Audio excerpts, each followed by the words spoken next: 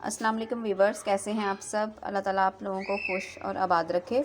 आज मैं आप लोगों को सिखा रही हूँ बेसन का हलवा। तो इसके लिए हमें जो इंग्रेडिएंट्स चाहिए वो हैं, सबसे पहले हम लेंगे बेसन 1 कप, 1 कटोरी। वैसे मैंने चम्मच के साथ नाप लिया है तो 10 चम्मच हैं ये, आम जो नॉर्मल खाने वाले चम्मच होते हैं।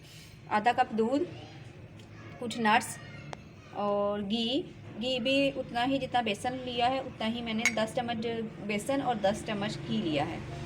8 चम्मच चीनी, 3-4 इलायचियाँ और ये 2 अंडे।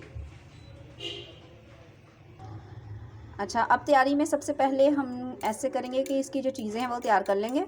ये 2 अंडे फेंट लेने हैं, इनमें आधा कप दूध डालेंगे और ये 8 चम्मच जो मैंने चीनी ली थी वो डाल के इसको मिक्स कर लेंगे। इसको फेंट के एक साइड पे कर लेंगे। ये एक हमारा जो पार्ट है वो तैयार हो जाएगा इस तरीके से।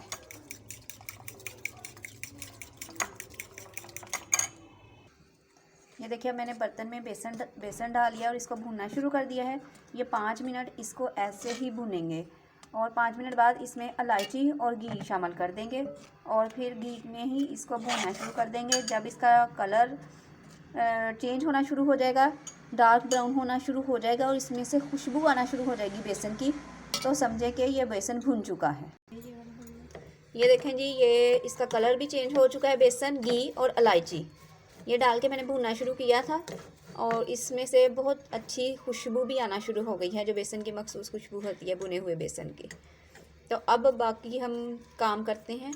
जो दूसरा पहले हमने एक पार्ट तैयार किया था, अंडा, दूध और चीनी का मिक्सचर बनाया था, वो अब हम इसमें आहिस्ता आहिस्ता से ऐड करना शुरू कर देंगे। ये देखें, ये आहिस्ता आहिस्ता से थोड़ा थोड़ा करके आप लोगों ने डालना शुरू कर देना है और मिक्स करते जाना है।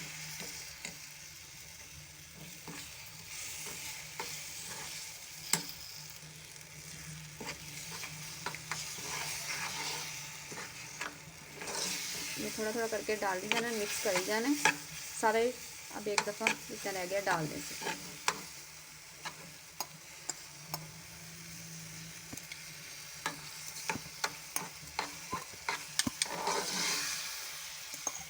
डाल के हम अब इसको अच्छे तरीके से मिक्स कर लेंगे ताकि ये जो अंडा है वो अच्छे तरीके से पक जाए।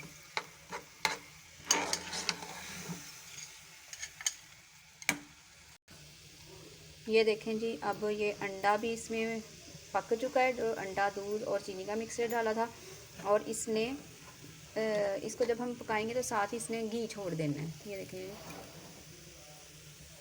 इसने घी भी छोड़ दिया, तो इसका मतलब है कि ये पक के तैयार है। अब इसके अंदर हम थोड़े से नट्स डाल देंगे और बाकी जो हैं वो डेकोरेशन के लिए रख लेंगे, थोड़े से ऊपर से डालने के लिए।